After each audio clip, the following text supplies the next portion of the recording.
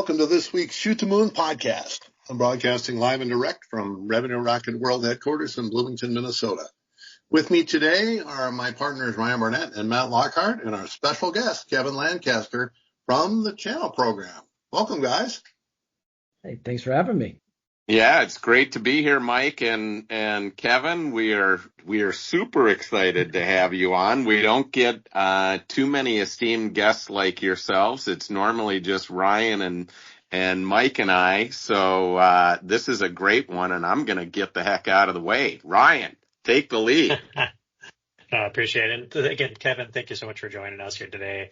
I'd love to just start us also with basic. Tell us a little about yourself. I know you've had just a very storied career all in the MSP community, and I'd love to hear just about yourself, and I'd love to hear just about the channel program and why'd you build it, where'd you start, and let's just start off there.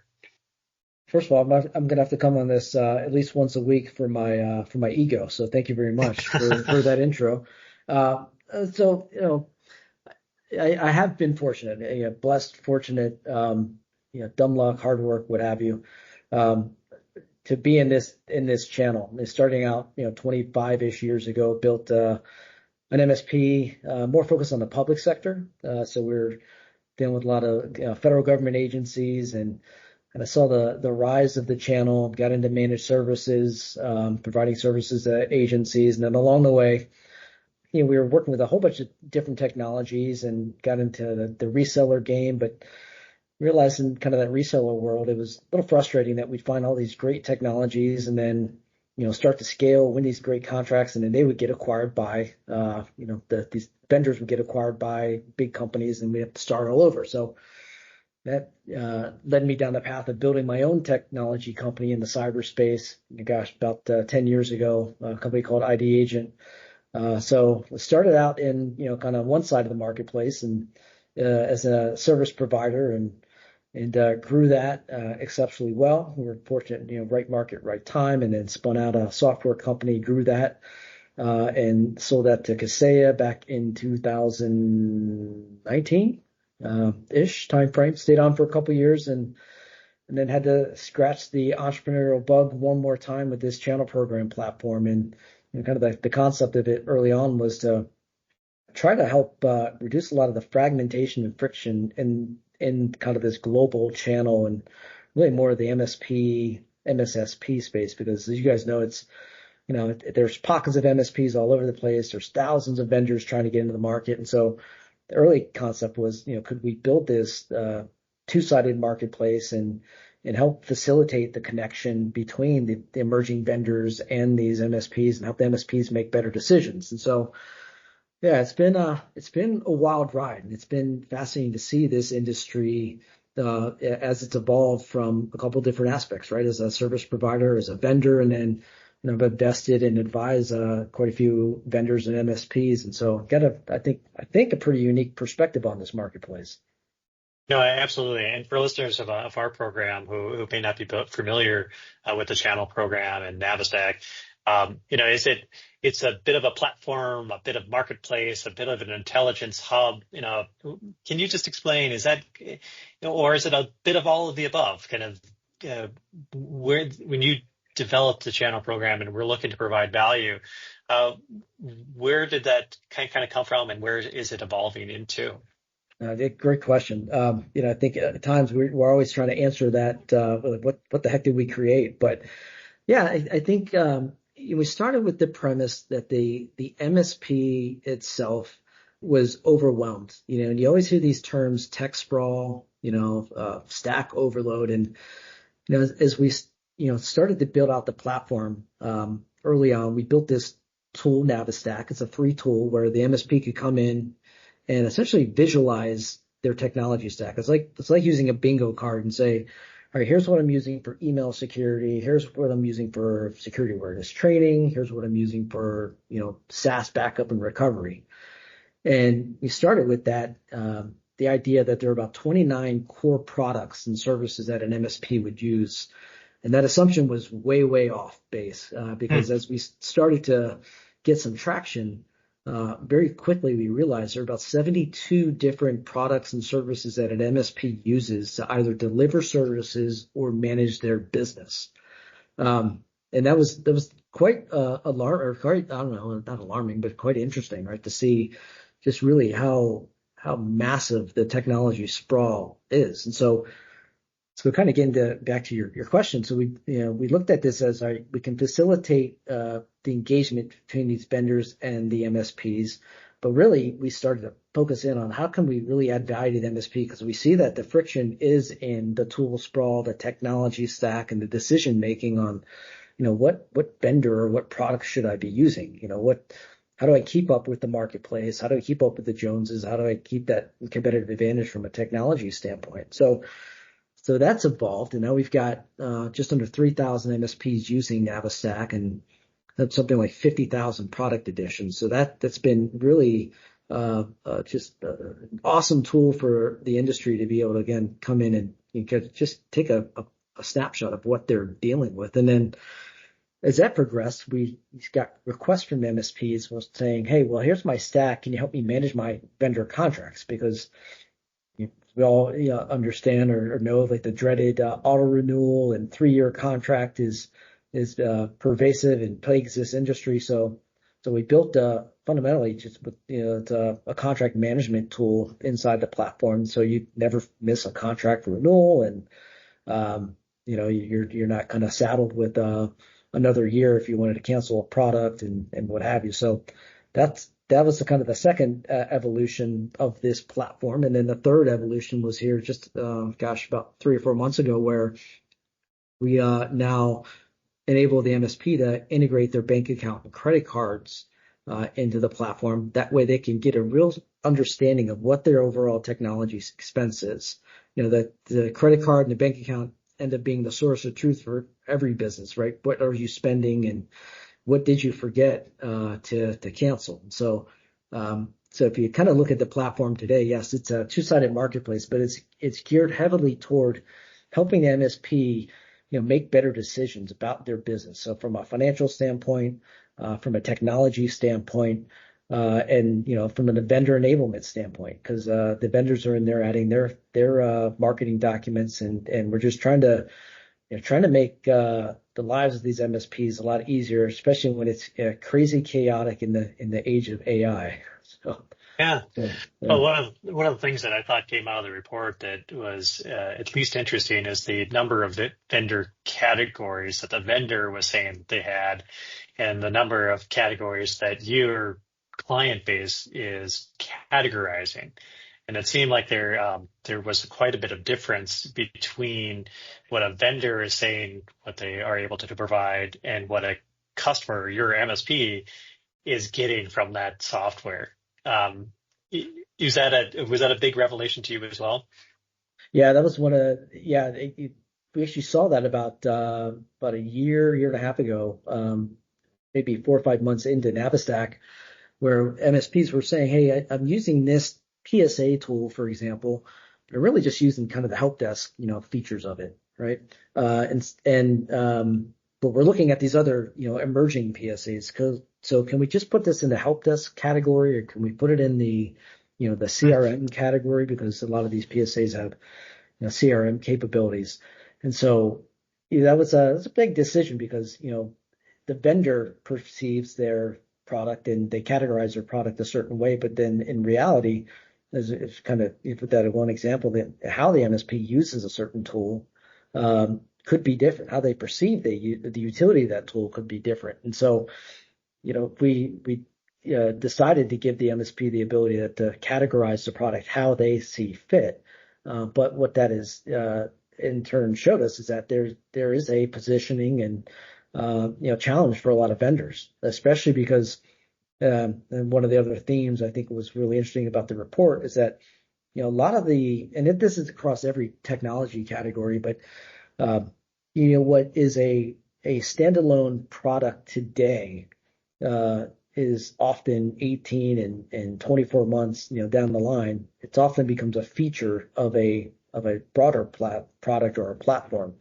And you're seeing that quite aggressively in this space, where these single product companies pop up and then maybe they get acquired, or, because they're so successful, the competing companies or the platform companies, you go out and build, that capability. And so they end up fundamentally become absorbed inside of these platforms. So that was a really interesting insight that we stumbled across, again, maybe 18 months ago, but it's accelerating at an amazing pace at this point because of all the new wave of AI tools, making it so easy to build these new solutions moving forward.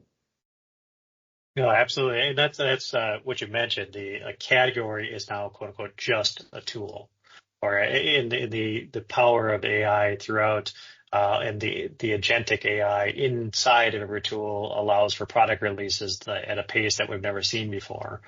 Are MSPs confused by just how quick the industry is evolving? I mean, if we look at this, it feels like the last 6 months was the equivalent to the last 6 years. And where are people's heads when they come and see how many tools that are available for them? No, their heads are spinning. I think everyone's heads are spinning. Heck, I mean, our heads are spinning internally, with the tools that we use and on the development side of the house. But yeah, look, I think this is one of these things where, what ChatGPT came on the scene 18 months ago, 24 months ago, something like that, maybe 18 months ago. And, it's this great unknown of what these things could do. And if it's a good analogy, right? Or a good example, right? When it came on the scene 18 months ago and you said, hey, write a blog on this, right? And you get back a pretty elementary level blog response, right? But if you do that same prompt today, these things become infinitely, more capable and smarter. That's very basic example, right? That's just content in, contextual content in and content out. And that advancement of the capabilities of the large language models have just been amazing. So that's one example. But then you kind of going back, there's probably a group or a wave of vendors that picked up on the impact of AI maybe 12 months ago, and they started to build in these agentic capabilities into their tools. And they've had that, 12 months of learning and iterating. And we're now, seeing that wave hit the marketplace. And it's literally, it's not every day, it's 10 times a day that you hear of an existing vendor saying, hey, we've got this new AI capability, and, we've got these agents that will help transform your business. And then probably another 10 or 20 times a day, you're hearing of these new technologies that are popping up that you never heard of. I mean, it is incredible that the pace that the technology is evolving, and and the utility and the flexibility of these products, right? You kind of mentioned, going back, here's a good example, right? I sold ID Agent to Kaseya back in 2019, and we were a dark web monitoring platform and cybersecurity awareness and training, what have you, and folks like ConnectWise and Kaseya and other kind of large, call them platforms at the time, large vendors, anybody that's really VC backed or PE backed, they had that equation they had to kind of wrestle with. Is it buy versus build, right? And even going back maybe up to 12 months ago, 9 out of 10 times we're going to buy. It was more cost effective to buy and integrate. But if you look at it now, I say it now because I'm not in that business anymore, but you literally could build a dark web monitoring security awareness training with a tool like Bolt AI. You could probably build that in 2 months. And so what it taken me probably 3 or 4 years after we spun it out, some of the government programs that we were running and we commercialized it, took me 3 or 4 years to really kind of bring that thing to market and start to get to scale. You can do that with these new AI tools in a matter of weeks to months. And so that categorically changes the game for the vendors and how fast that they can build. And so again, that's why I say like a lot of these products that are out there, these single product companies, unless they have a really strong competitive advantage or this real strong moat, they're for the most part easily replaceable by this new wave of AI tools that are out there that allow you to build exponentially faster. So that it kind of go down that path just to say like the equation, the variables have changed, the barriers of building technology have changed to the point where it's just so much more cost effective, and that's going to lead to that further acceleration of almost like decision paralysis for a lot of the MSPs, because it's just you entered like that third dimension with the rapid pace of technology development. So the yeah, it's going to be wild to see how fast this evolves here, especially over the next 18 months, because everybody's heads are spinning, but I think kind of the dust has settled. People realizing that this is the way of the future, but and it's just going to accelerate. So it's going to be fascinating to watch. No, absolutely. The miracles will become commonplace. It's kind of the the thought, and the as we start to bring all of these tools to market and the pace that we're bringing them to, it's going to be at a pace that's just unheard of before. And it's very fascinating. We're in a very, very interesting time in our lives to go through this and see that. Hey, Kevin, earlier you Kevin, mentioned. I was going to, Oh, sorry, Ryan. Kevin, one thing related to that is, I mean, and you see this directly, is those that can adopt and choose, right, what to use and how to use it, but continue to operate their company are the ones that are going to survive. And there are others that are going to get left behind, don't you think? Yeah, this is my big worry in all of this, right? Is I think that in the short term, these AI tools are going to be phenomenal from a P&L standpoint, right? They're going to be wildly disruptive from a hiring standpoint. So, kind of a side note that I am worried about overall unemployment rates shooting up over the next 12 to 18 months, because what you can do with these tools is quite fascinating, right? But in the short term, I think it's going to be a phenomenal uplift for the MSPs that embrace the automation, because they are materially going to be able to, they're going to be able to increase their margins significantly because of the ability to not have to hire on the front end of the help desk, ability to be predictive and create decision trees and answer questions more effectively and with deeper and richer context. And that's going to have a material impact, again, on the market, on margins. It's going to be great. But I think the challenge with all of this is that every business is going to automate themselves to the nines. Everything is going to get commoditized, right? And so, one of the other fears I have is that, MSPs are already, and if I'm offending somebody, I apologize in advance, but one of the biggest challenges in this MSP industry is that every MSP, most MSPs sound, look, and sell the exact same way, right? Every one of their websites looks the same. They're templatized, and that's fine. But when you're looking forward and you've got everything that's been commoditized down, the barrier of entry is low. You've got the large platform vendors out there, bundling products and driving pricing down. That's going to be another wave of I think of hurt that's going to impact this industry. And if on the one hand, in the short term, if you're MSP and you're not looking at AI, you're not looking at these new tools and how you really embrace it, not just writing prompts, but if you're looking at it, how do you look at some of these cyber tools that are predictive? How do you look at some of the operational tools that make things more efficient? You got to be kind of looking at that. If you're not, then you're gonna miss the wave, right? And then it's gonna be even more painful downstream. So it's just like it's like with anything, any technology revolution, right? There's winners and losers, and the winners are the ones that realize the stuff early on and they adopt and they get educated. And If you're not doing that, you should be doing that, after this episode. It's a very changing world so quickly, and there's just so many options. And part of that, Kevin, you had mentioned earlier. Help me if I got this right. You started out with a number of categories that you thought there were in the space, and did I hear this right? There's 72 product categories. Is that what you've been finding now?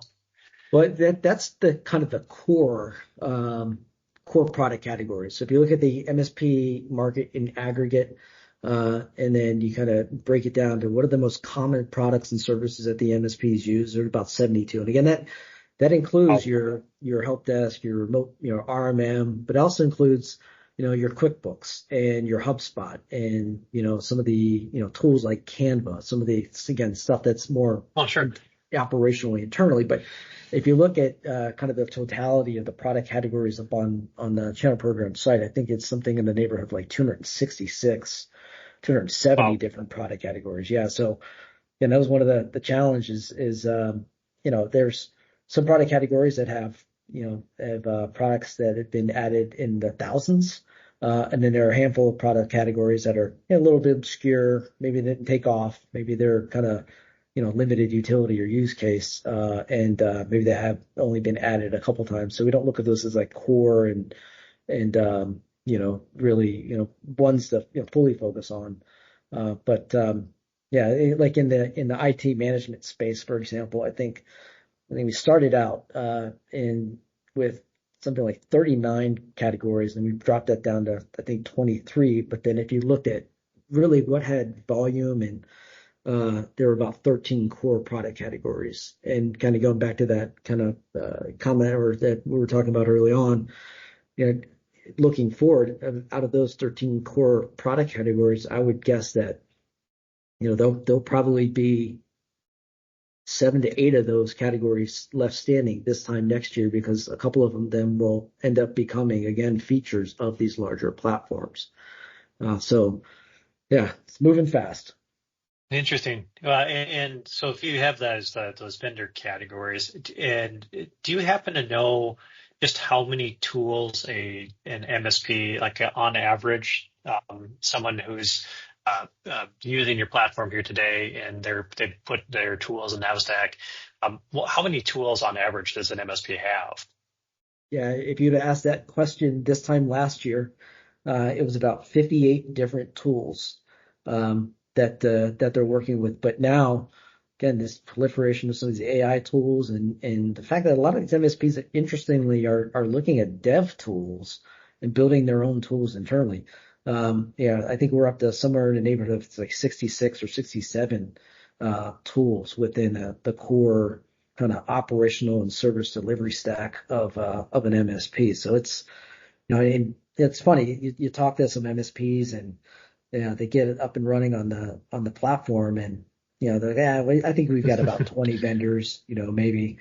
And then they realize, oh wow, I forgot that we just acquired that one customer and they were using that XYZ backup that we still have to support until we can get them switched over to our backup, and that's not going to be for another 12 months. And so they start kind of doing the calculus in their head, and then they start putting it into the platform. They all kind of have that aha moment as, yeah, it's really a lot more expansive than we realized. And we've got 2 or 3 of the kind of these monolith MSPs, PE backed, that have rolled up 15 to 20 different MSPs. And we had a conversation with one of them a couple of months ago, and they said, yeah, here's our spreadsheet, right? Here's our 1,300 contracts from our, I think it was like 200 plus vendors. So it's, yeah, as you start to look at this at scale and kind of through M&A and roll up, I mean, you guys probably see that, quite often, just the composition of different stacks and kind of the different, I don't know, components in every MSP is just a little bit different. And that leads to a massive amount of sprawl when you start to roll up and try to normalize these things. Absolutely. And this is one of the questions I had was when you see consolidation in this marketplace, are you seeing a favorite type of stack emerge or when some of acquisitions happen, have you happened to start to see people learning from the people they've acquired, perhaps picking up a tool here or there. Again, not sure if the platform at all accounts for M&A activity, but just thought curiosity on if you look from the best practices tool set through to the brand new best of breed solutions, there might be some very interesting opportunities for either consolidation or rip and replace. And your tool is now A, now your tool is B because that's what we use. Just curious on your thoughts on that. Yeah, I think it depends on the approach. I think for the most part, I think because now M&A has matured in this marketplace, and I think you know I think there is that understanding that you can't just rip and replace, because that ends up being disruptive to the company that you're acquiring. And I think you guys probably might well know. I mean, you got to put a proper transition or roadmap in place to assimilate and limit risk and churn or what have you.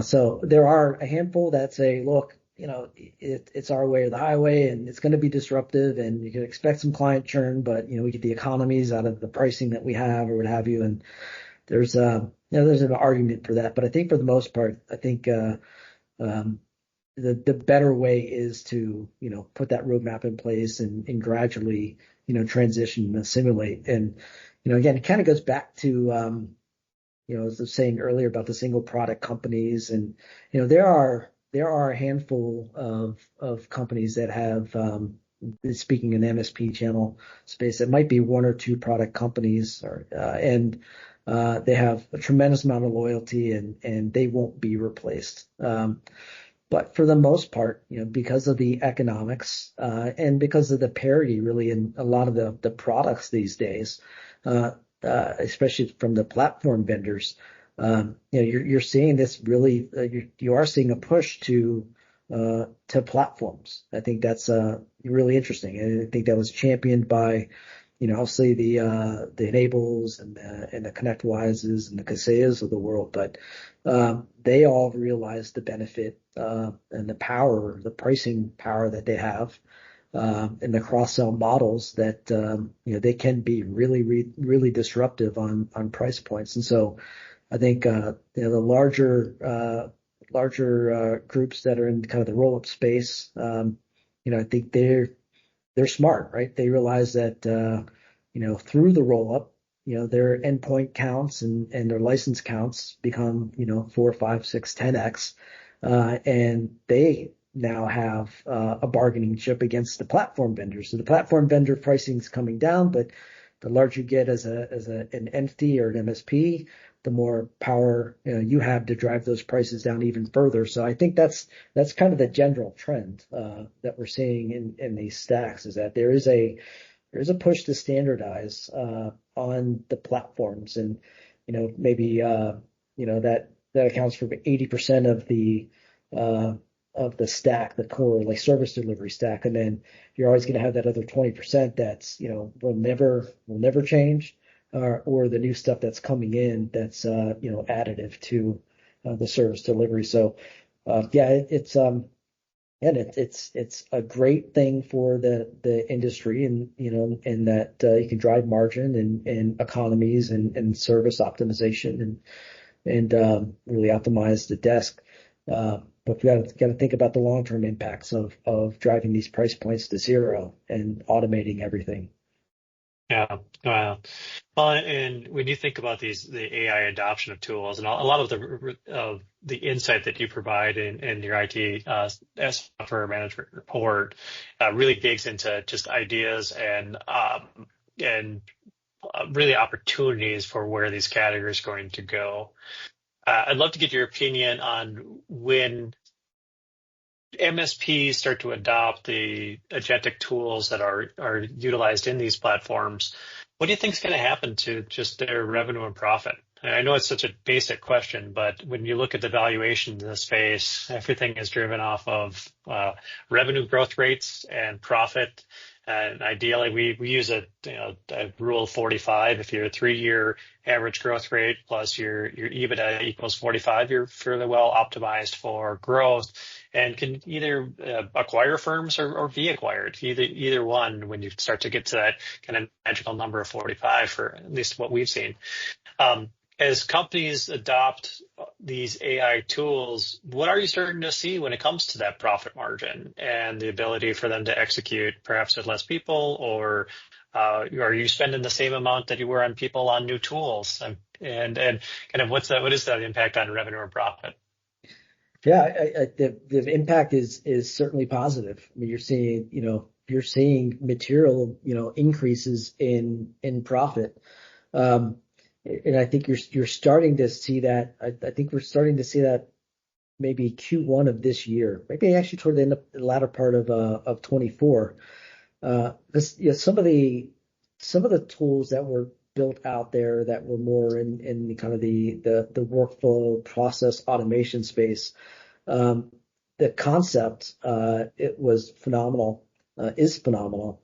But there is a certain level of complexity. So the learning curve and getting up and running and building kind of the workflows and really optimizing things was a challenge. But they have gotten a lot smarter and a lot easier to use. And then again, you got this kind of next wave of AI tools coming in, and they're just ridiculously easy to use. So I think the impact is starting to become material because again, they're realizing that you can defer, not only defer, but you can route a lot of the support through chatbots. You can route a lot of the support through email, which is still the primary support chain.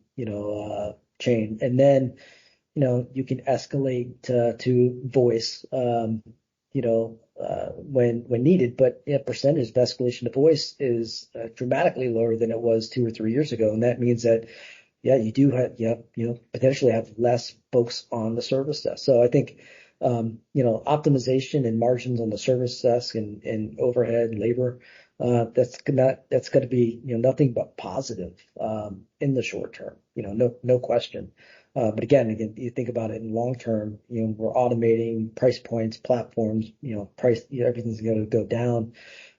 It's going to be really, really important for the MSP to differentiate themselves. And if you're going in, and it's funny because we just ourselves, Jennifer, we just brought on an MSP to help manage all of our stuff. But I remember thinking that I think we looked at 4 different MSPs, and damned if the 3, and basically their presentations were almost the same. Their price points varied by maybe 2 or 3, maybe more, maybe $5 or $6 per person per month.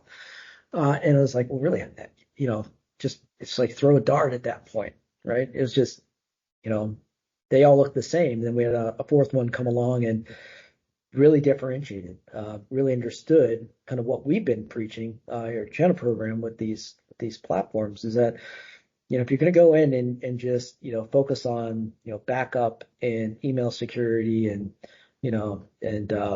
Microsoft, then great. So is everybody else, right? Everybody else, that's parity, that's kind of table stakes. And so we kind of have some of these, taglines internally, like you have to go beyond the stack. You have to understand the customer's total technology environment and spend. How can you optimize? How can you be, really a trusted advisor to the customer? And it's funny because that's a term that's more often used in kind of the different end of the channel, right? You hear that more in the VAR and telco space, but you're seeing that trusted advisor coming down into the MSP space because of the recurring revenue. And so now we're saying, look, you have to go beyond the stack, right? It's great that you're an MSP, great you're doing the same thing that everybody else does, but you got to go beyond the stack and add real business value. So if you look at some of the bigger MSPs out there, some,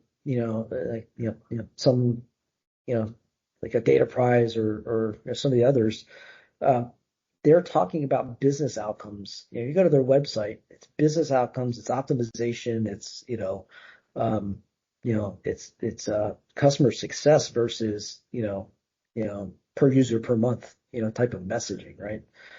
So that's where, in my opinion, our opinion, that the industry is going. It's AI is going to be amazing. It's going to be great for margins, but long term, you're going to have to be more than just an MSP. You're going to have to go truly beyond the stack and be a business partner, be a business advisor.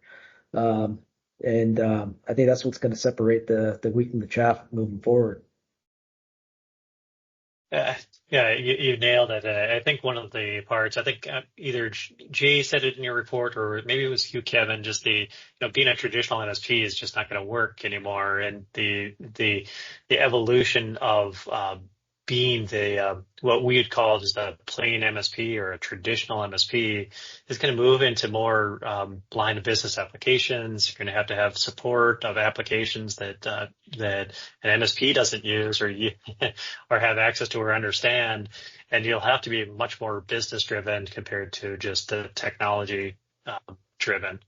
And the fact that you've got 50,000 products in the marketplace tells us very quickly that the tools that are being used or seen by MSPs is just so prolific that there's going to be a major sea change in understanding the role of an MSP overall in how they deal with customers, and being much more than just the traditional help desk, that you're going to truly be something that empowers business growth through the adoption of technologies, including AI-driven tech. Yeah. Hey, Kevin, Yeah. one thing related to that, we've ran into each other at numerous events, and, there's a lot of merger and acquisition activity.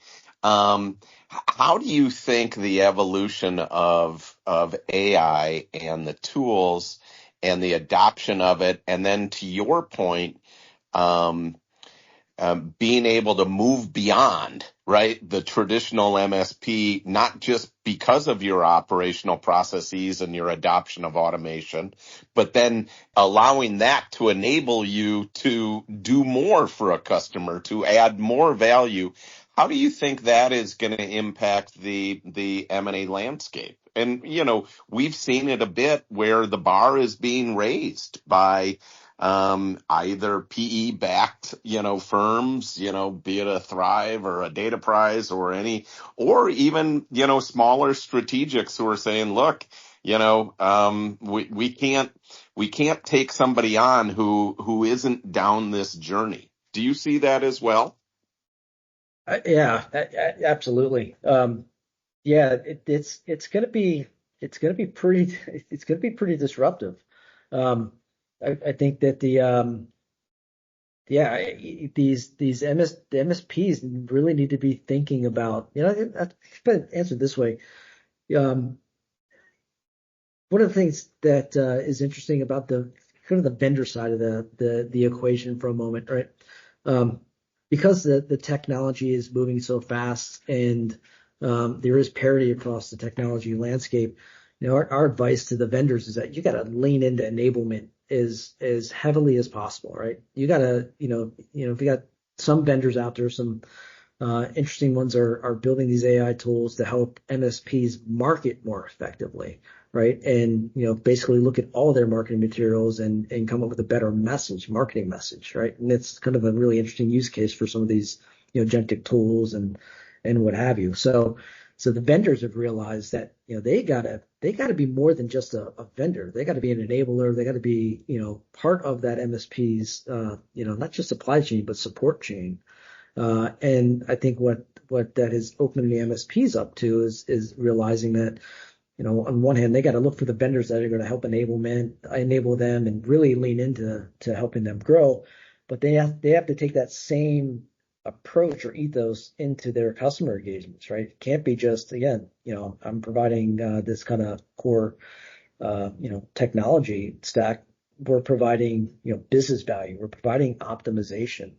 And so they have to pivot that message to, talk in those terms. And as MSPs are looking at their vendors, I can it's nice to kind of be Switzerland and not have a dog in a fight and have to wear a specific jersey. But we can tell every vendor, if you're not enabling, you're not leaning into enablement. You're not truly, building not just the technology, but the tools to help your partners be successful, then, it's like, don't bother. I mean, I hate to be that blunt because, it's, again, there's parity in these products, parity in pricing, and what's going to help, the vendors win is how they differentiate and enable. And I think that same thing translates all the way down into the MSP space, right? It's, tool set's a tool set, but it's how you enable, it's how you differentiate, how you add business value that's going to separate, the marketplace. And I think that, private equity is learned that. We do a lot of, coaching and conversation with private equity, and they're looking at vendors, to tell them what to look for.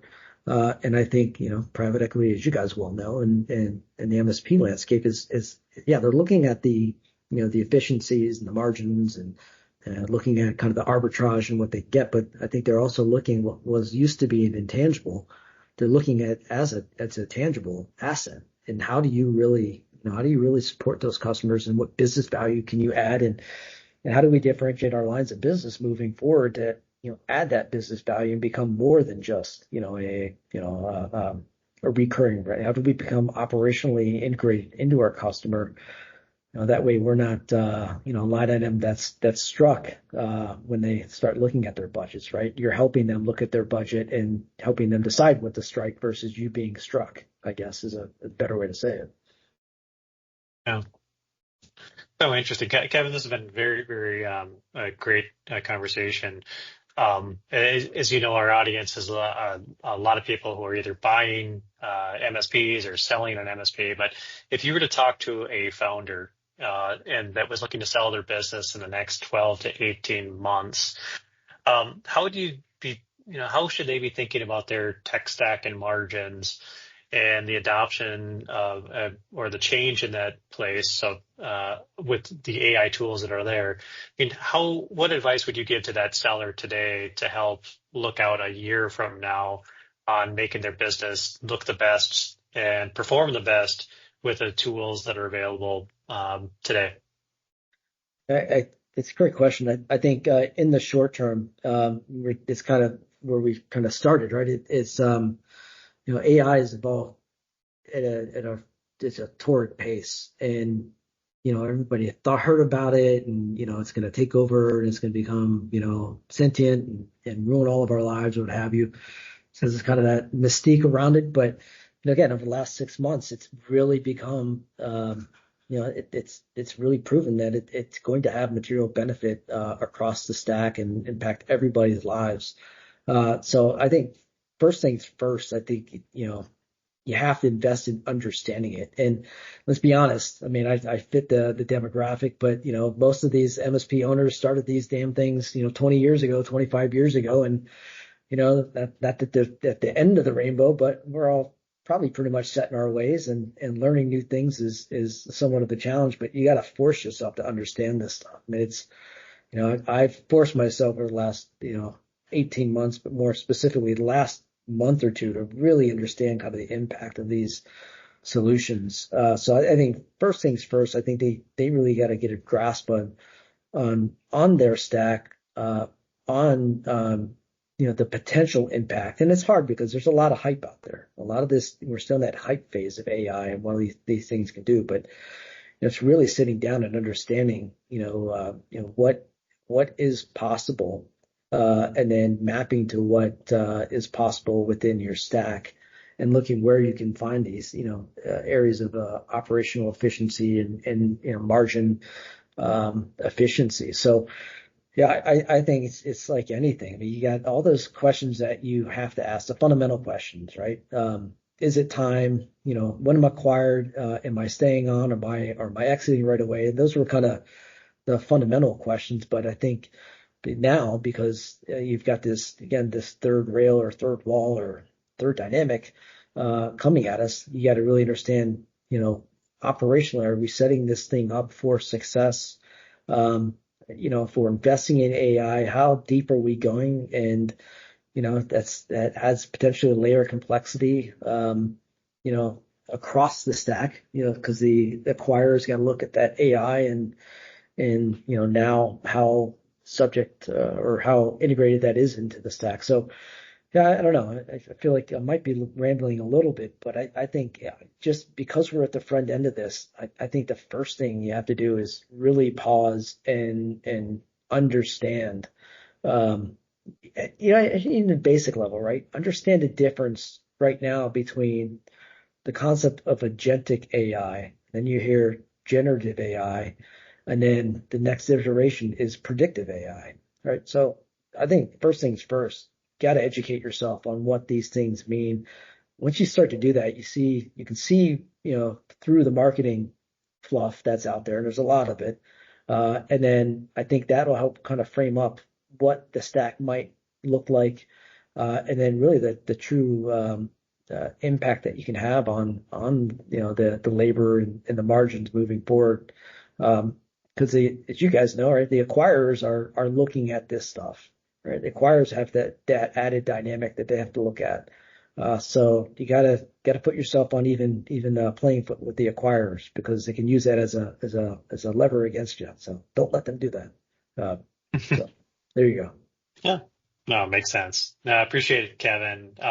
Again, anyone who's listening here today, really check out the report that was, I think, issued out. It's out in the wild now. So Channel Program 2025 IT Management Software Report.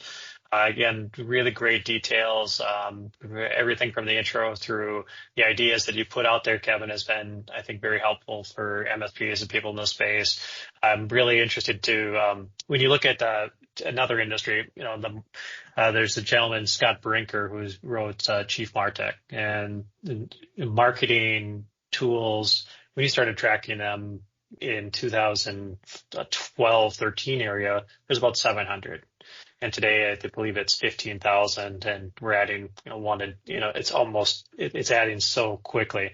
And so this concepts of stack by industry it's exploding to a pace where it's really hard to understand who does what now. And that's only going to accelerate as anyone can start to create an app very quickly with the AI tools that are available. We're going to see just even more and more, to your point, discovering who's real, who has reviews, I was very surprised in your report, the number of reviews compared to the top reviews were very rarely not the same. And it's so fascinating to see these point of kind of best of breed solutions being able to outperform some of the platforms in some of the basic categories. So very interesting to see kind of the data that you have, and this tool marketplace is going to continue to expand until we don't know what's what.